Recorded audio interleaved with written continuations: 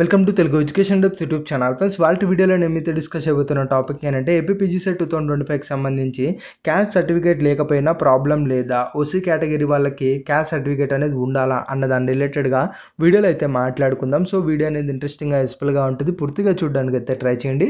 ఇక టాపిక్ అయితే స్టార్ట్ చేసే ముందు నా చిన్న రిక్వెస్ట్ ఏంటంటే ఇప్పటివరకు మన తెలుగు ఎడ్యుకేషన్ డెప్స్ యూట్యూబ్ ఛానల్ని మీరు ఎవరైనా సబ్స్క్రైబ్ చేయకుండా చూస్తున్నట్టే మీకు యూస్ఫుల్ అయ్యే ఇలాంటి ఎన్నో వీడియోస్ కోసం అయితే సబ్స్క్రైబ్ చేసుకోండి. ఫ్రెండ్స్, ఇక టాపిక్లోకి వచ్చేసినట్టయితే మెయిన్గా క్యాస్ట్ సర్టిఫికేట్ లేకపోయినా ప్రాబ్లం లేదా అంటే డెఫినెట్గా ప్రాబ్లం అయితే లేదు. అది ఎందుకు అన్నది కూడా నేను వీడియోలో అయితే మాట్లాడతాను. ఇప్పుడు గమనించండి, ఏదైతే క్యాస్ట్ సర్టిఫికేట్ మనం ఎందుకు వాడతాం, మోస్ట్లీ క్యాస్ట్ సర్టిఫికేట్ ఎందుకు వాడతాం, మనకు క్యాస్ట్ సర్టిఫికేట్ ప్రొవైడ్ చేయడం ద్వారా కొంత పర్సెంట్ రిజర్వేషన్ మనము సీట్స్ ఏదైతే అలాట్ చేస్తారో అందులో రిజర్వేషన్ పొందడానికి మనము ఈ యొక్క క్యాస్ట్ సర్టిఫికేట్ అనేది యూజ్ చేస్తాం. ఇన్ కేస్ క్యాస్ట్ సర్టిఫికేట్ లేదు అనుకోండి, మనకు జరిగే నష్టం ఏంటి, ఈ యొక్క రిజర్వేషన్ అన్నది రాదు. అంతకు మించి ఏం జరుగుతుంది, ఏమీ జరగదు. సో కాబట్టి ప్రాసెస్ అనేది ఎక్కడ స్టాప్ అయితే అవ్వదు, వాటికి సంబంధించిన బెనిఫిట్స్ అనేది మీరైతే లాస్ అవుతారు. సో కాబట్టి క్యాస్ట్ సర్టిఫికేట్ ఎవరి దగ్గర ఉన్నట్టయితే ఖచ్చితంగా మీరు వాటిని యూటిలైజ్ అనేది చేసుకోండి.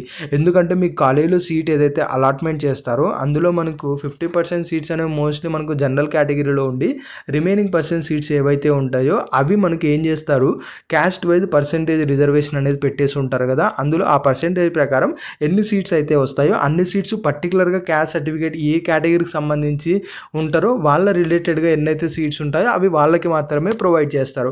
సో అలా ఈ యొక్క కేటగిరీకి సంబంధించిన రిజర్వేషన్లో మీరు పార్టిసిపేట్ చేయకపోవడానికి ఇలా మీకు సర్టిఫికేట్ లేకపోయినట్టయితే ఈ విధంగా అయితే జరుగుతుంది. ఇన్కేస్ సర్టిఫికేట్ ఉన్నట్టయితే అందులో మీకు బెనిఫిట్ అయితే కలిగి మీరు అనుకున్న కాలేజీలో అనుకున్న కోర్సులో సీట్ రావడానికి ఛాన్సెస్ అయితే పెరుగుతాయి. అంతకు మించి అయితే ఏమీ లేదు. సో కాబట్టి ఉంటే మాత్రం ఖచ్చితంగా క్యాస్ట్ సర్టిఫికేట్ అయితే యూజ్ అనేది చేసుకోండి.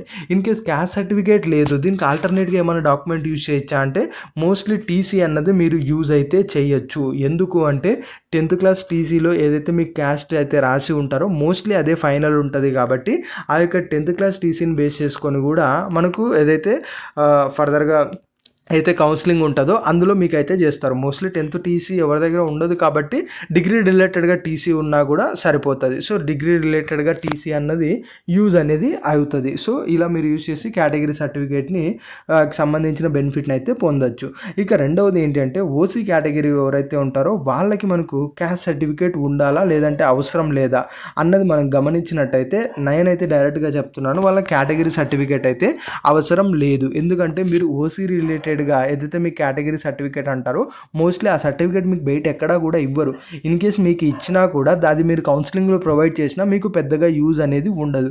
ఎందుకు యూజ్ అనేది ఉండదు అంటే ఇప్పుడు మీరు క్యాస్ట్ సర్టిఫికేట్ ఎవరైతే ప్రొవైడ్ చేయట్లేదో వాళ్ళని ఆబ్వియస్లీ ఓసీ కేటగిరీగా మనకి కన్సిడర్ అనేది చేస్తున్నారు. సో ఇప్పుడు మీరు క్యాస్ట్ సర్టిఫికేట్ ప్రొవైడ్ చేసినా ఓసీ కేటగిరీగా కన్సిడర్ చేస్తారు. ఇన్ కేస్ మీరు క్యాస్ట్ సర్టిఫికేట్ ప్రొవైడ్ చేయకపోయినా మిమ్మల్ని ఓసీ కేటగిరీగానే కన్సిడర్ చేస్తారు. సో అప్పుడు ప్రొవైడ్ చేసిన తర్వాత మీకు వచ్చే బెనిఫిట్ ఏంటి, ఏది కూడా ఉండదు. సో కాబట్టి ఓసీ కేటగిరీ ఎవరైతే ఉన్నారో వాళ్ళ రిలేటెడ్గా క్యాస్ట్ సర్టిఫికేట్ అయితే నీడ్ అయితే లేదు. ఇన్ కేస్ ఉన్నా ప్రొవైడ్ చేసినా కూడా పెద్ద వేరియేషన్ అయితే ఏది కూడా ఉండదు. సో కాబట్టి మెయిన్గా ఓసీ కేటగిరీ వాళ్ళకి ఈడబ్ల్యూఎస్ అయితే వస్తుంది. ఈడబ్ల్యూఎస్ వచ్చినట్టయితే మాత్రం ఖచ్చితంగా తీసుకోండి. దానికి సంబంధించిన బెనిఫిట్స్ ఏంటి, అవి ఎలా ప్రొడ్యూస్ చేయాలన్నది కమింగ్ వీడియోలో అయితే మాట్లాడుకుందాం.